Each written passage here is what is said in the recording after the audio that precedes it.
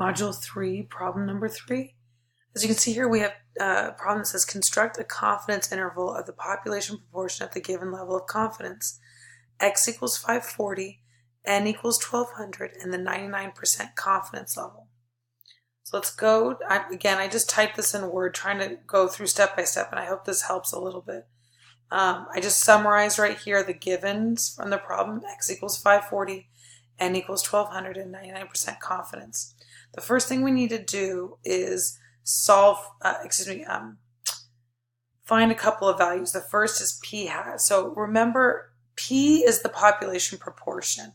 So that's saying we have this huge big population, and we're saying there's a certain proportion of the population that has a certain characteristic. It could be anything. Like I think in the lesson I used a redhead example, like X percentage have red hair, or X percentage have a certain height, something along those lines. It just has to be binary, like either yes or no. They either have that characteristic or they don't. So the P hat is the sample proportion. So if we were to take a smaller sample from some bigger population, that's what we're looking at here. These are the sample numbers. So from the problem given right here, P hat equals X over N. That's just the proportion of some characteristic. That's X is the number of people that have that characteristic divided by the sample size. So here we have 540 over 1200, which is 0.45. The next thing we need to find is Z alpha over 2. I have the answer there, but I'll go ahead and show you really quick where I got that from. Remember, we have 99% confidence. So I want to show you something at the bottom of the table on A12. This is, again, the standard normal table. You'll see here there's some very common levels of confidence, and they're given critical value for Z alpha over 2. These are ones that in statistics, these are just about all you'll ever use, 90, 95, 98, 99. So I got that number from right here, 2.575. Now, you can find that the exact same way we did for number 1, where I walked through that. So please let me know if you still have any questions about that. Let's go back to our problem. So there we have Z alpha over 2 is 2.575. Now, we're going to just look at the lower bound, and I hope this helps clarify where you're having problems. I'm wondering if it's just, where are these numbers coming from? How do I do the math?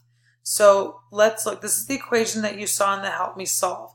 Lower bound equals P hat minus Z alpha over 2 times all under that square root, P hat times 1 minus P hat all over N.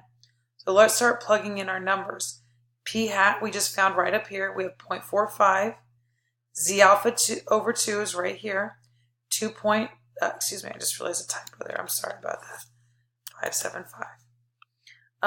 And then under the square root, we have 0.45 times 1 minus 0.45 all over 1200. Now, if you haven't done math for a while, I could understand not being familiar with some of these order of operations. So we're going to go through step by step. Probably painful for you, but I just want to make sure you know how to, so that we get there. So first, what we're going to do is do 1 minus 0.45. That gives us this 0.55. Everything else here is the same. The next thing we're going to do is 0.45 times 0.55.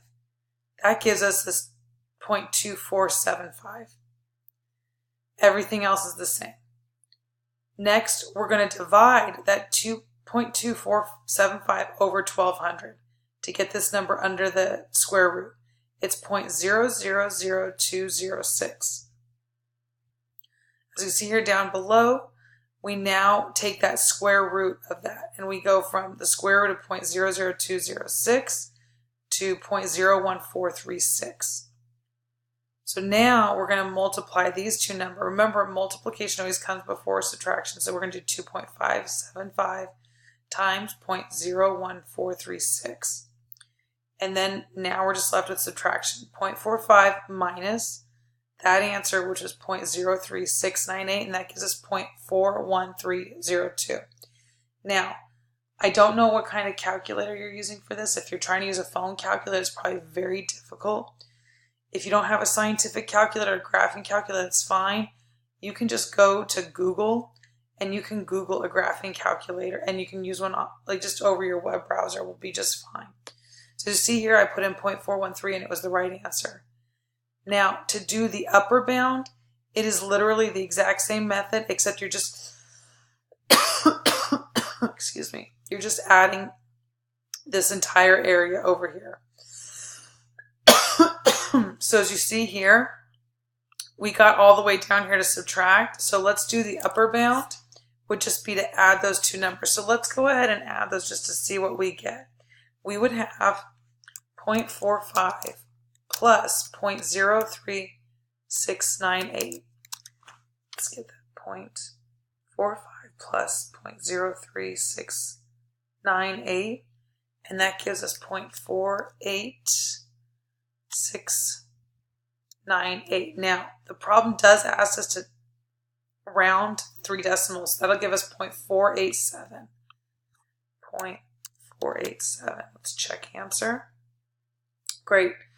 Now, I just want to point something out to you also to help you know if your range is about right. We were looking at a proportion of about 0.45. So we're seeing a range just right around that. That's kind of a number you would expect. If you're seeing numbers that are like way around there, or maybe not even centered at 0.45, you know you've done something wrong in your calculation.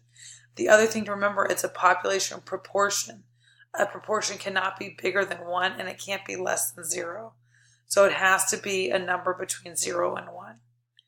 I hope that helps answer some of your questions. If you still are having any problems with this, let me know.